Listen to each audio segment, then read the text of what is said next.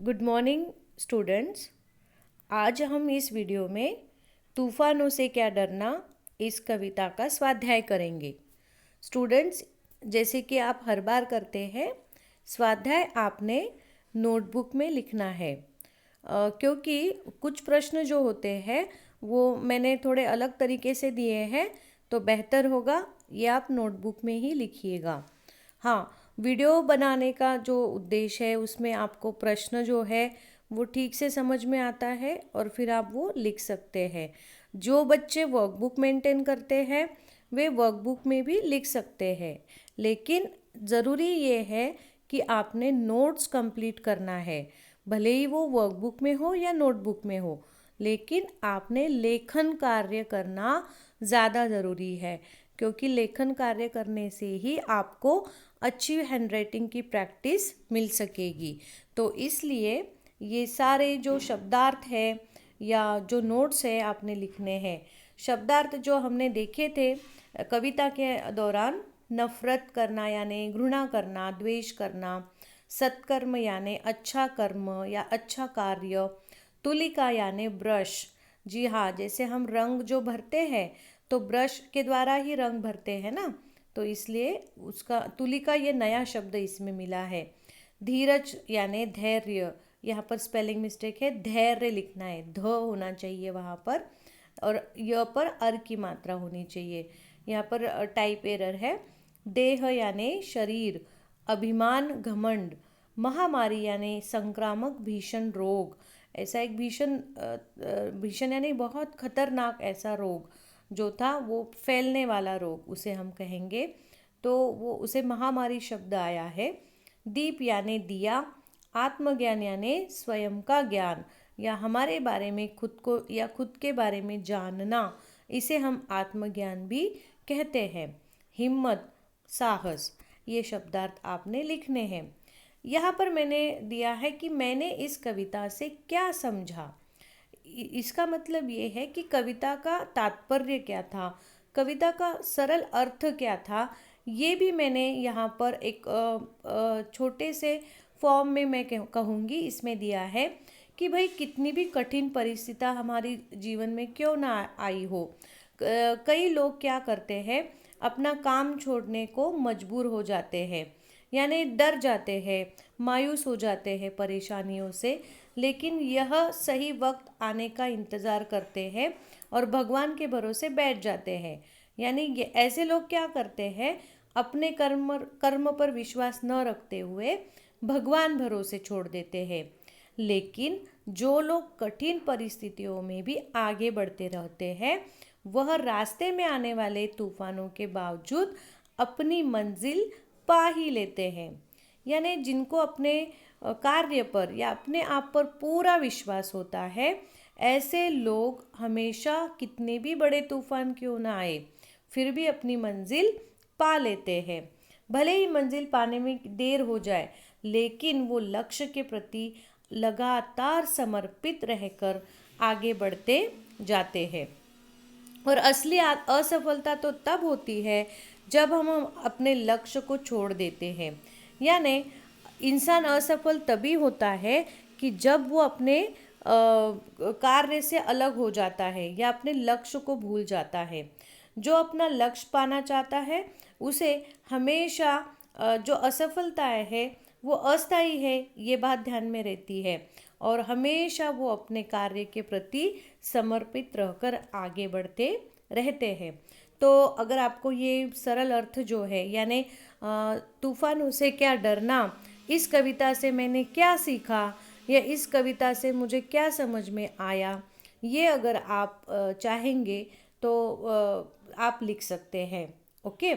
और अभी हम कृति जो यहाँ पर कृतियाँ जो दी है, तालिका उसे हम कहते हैं, वो तालिका भी यहाँ पर हम पूर्ण करेंगे। कवयित्री क्या बता रही है? किसी से नफरत न करते हुए प्यार करो। तूफान तो जीवन में आते रहते हैं, इनसे नहीं डरना है। हिम्मत करने वालों को ही सबकी मदद मिलती है, और हमेशा सत्कर्म करते रहना और जीवन आनंदमय करते रहना हमने चाहिए। ये चार जो बातें हैं, मतलब पूरे कविता के दौरान इन 4 मुद्दों पर ही ज़्यादा ध्यान दिया गया है, या ये बात कवयित्री ने हमें समझाई है। जब तक जिंदा है तब तक कैसे जीना चाहिए? जी हाँ, हंसकर जीना चाहिए।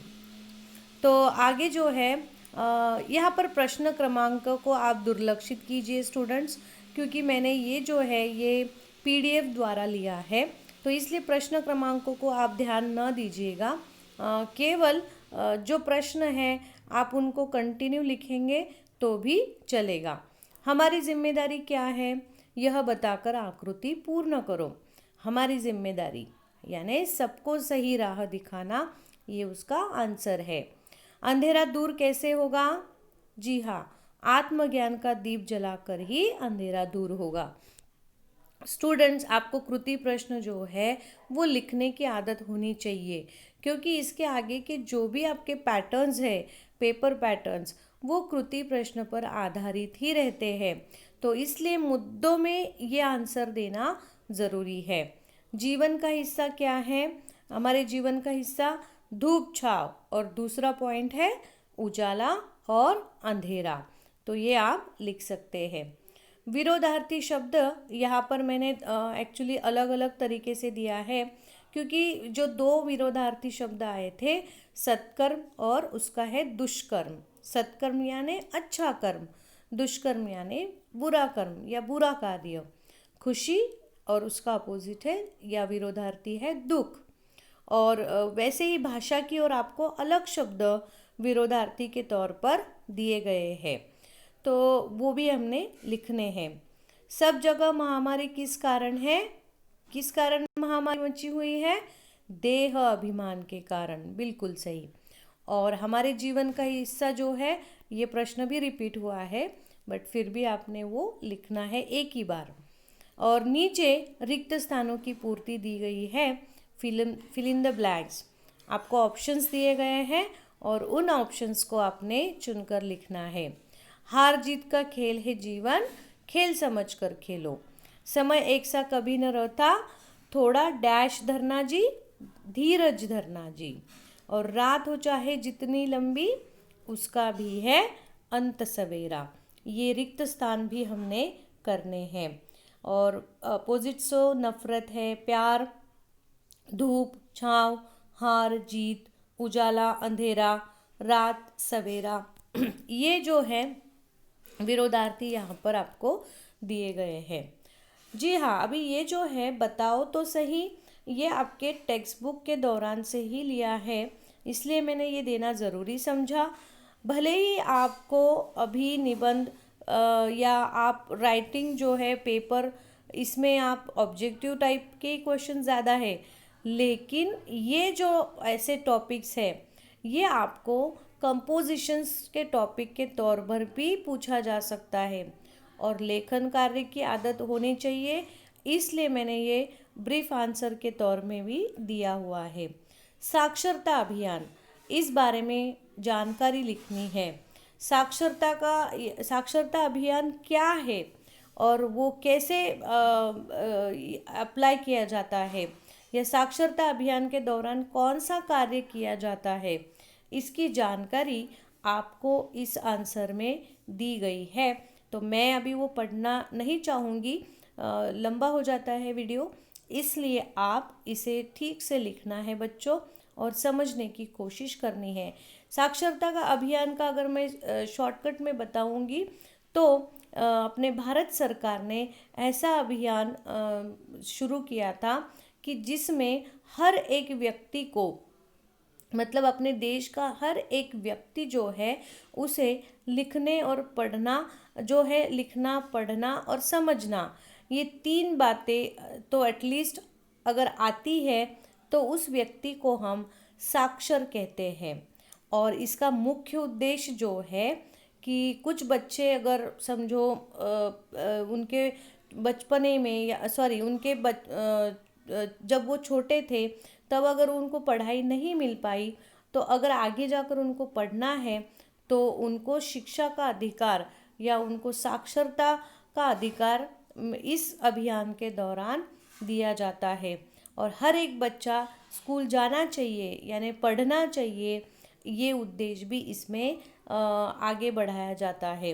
तो इसलिए भारत सरकार का ये जो अभियान है ये काफ़ी सारे छोटे छोटे गांव और कस्बों में अभी भी संपन्न किया जाता है। जो लोग समझो उनको सीखने की इच्छा है लेकिन वो सीख नहीं पाए थे या पढ़ नहीं पाए थे, वे इस अभियान के अंतर्गत पढ़ाई कंप्लीट कर सकते हैं। ऐसा इसका उद्देश्य दिया गया है। ओके। और अगला जो प्रश्न है, यदि समय का चक्र रुक जाए तो, ये एक कल्पनात्मक यहाँ पर आपको टॉपिक दिया गया है। इस टॉपिक को भी आपने लिखना है कि अगर समय का चक्र यानी समय अगर रुक गया तो क्या हो सकता है।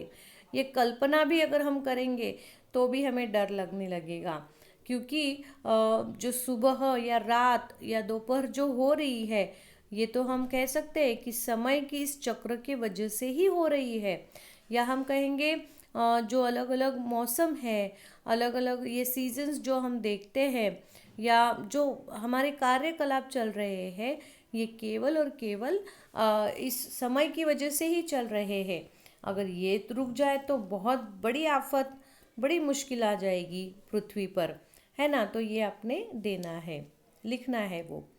हाँ, ये जो टॉपिक है बच्चों, ये थोड़ा शायद आपके लिए नया होगा, लेकिन वैसे तो हमने 5वीं कक्षा में भी शायद सीखा हुआ है। तो मैं ज़्यादा देर नहीं करूँगी, एकदम शॉर्टकट में बताने की कोशिश करूँगी, क्योंकि पंचमाक्षर जो है ये ऐसे में बताकर समझना थोड़ा अलग हो जाएगा। ये आपको जब जब स्कूल में हम रेगुलर आएंगे तब भी हमें इसको सीखना ही पड़ेगा। और वैसे तो पंचमाक्षर टॉपिक आपको 5वीं से लेकर 10वीं कक्षा तक है। सो डोंट वरी, 7वीं में जब आप जाओगे तब आपको ये वापस से सिखाया जाएगा। क्लास में टीचर आपको ये टॉपिक ज़रूर सिखाएंगी। तो इसलिए मैं थोड़ा आपको संक्षेप में बताऊंगी। अभी देखिए पंचमाक्षर क्या है। जैसे कि कुछ शब्द यहाँ पर दिए गए हैं, कंगना, संगमित्रा, गंधर्व, चंचल वगैरह। तो इन शब्दों पर जो अनुस्वार है, उस अनुस्वार का जो उच्चारण है, उस उच्चारण का वर्ण जो है वो हर वर्ण जो है वो अलग अलग है। यहाँ पर इन ब्रैकेट में आपको अंग अंग, न बाण का, न नल का और म, ये जो है ये पंचमाक्षर ध्वनि है। इनके अनुसार जो होता है वो शब्दों का प्रोनाउंसिएशन या उच्चारण जो है, ये अनुस्वार का उच्चारण इस पर आधारित होता है। फॉर एग्जाम्पल, आपको वर्णमाला तो पता है, क से लेकर ज्ञ तक है। तो इसमें क्या करना है, क से लेकर कहाँ तक आती है पहली लाइन, क ख ग घ और अंग लास्ट में आता है। उसी तरीके से च छ ज झ अंग, वो जो 3rd नंबर का है। फिर ट ठ ड ढ न और त थ द ध न, प फ ब भ म। तो ये जो वर्णमाला है इसमें मैं अभी पहला उदाहरण बताऊंगी क का। क वर्ण जो है वहाँ से, मतलब जैसे कि कंगना शब्द है, तो कंगना शब्द में अगर मैं कहूँगी कौन सा पंचमाक्षर है, तो हम कहेंगे ये जो ड दिख रहा है, ड के बाजू में डॉट, लेकिन एक्चुअल में वो ड नहीं है, वो अंग है। तो कंगना, संगमित्रा, पंख, कंकाल, ऐसा उसका उच्चारण होता है। तो ये जो उच्चारण है इसे ढूंढने के लिए क्या करना है, आपने देखना है क के ऊपर अनुस्वार है, तो क के बाजू वाला जो वर्ड है ग, ग ये कौन से स्थान पर आता है आपको मालूम होगा, क ख ग, क की वर्ण, क के लाइन में है ना, क वर्ण में ये जो ग आता है, तो क से 5वां वर्ण कौन सा है, अंग है। यानी कंगना शब्द में अंग इस पंचमाक्षर का प्रोनाउंसिएशन, उच्चारण होता है। ये थोड़ा सा आपको समझने में डाउट जाएगा students, but please don't worry, आप फिलहाल ये लिख लीजिएगा। जब हम मिलेंगे तब हम इस पर और चर्चा करेंगे। ठीक है, पंचमाक्षर ध्वनि और वैसे भी हमने ये 5वीं में सीखा हुआ है थोड़ा बहुत, कोई बात नहीं, नहीं सीखा होगा तो 7वीं में तो ज़रूर सीखेंगे। ओके, बट लिख लीजिएगा बच्चों, मैं आशा करूँगी कि आप ये लिखेंगे ज़रूर। ओके, तो अपना ध्यान रखिएगा और पढ़ाई करते रहिएगा, क्योंकि जल्द ही आपकी परीक्षाएं भी होने वाली है। तो चलिए, टेक केयर, बाय बाय।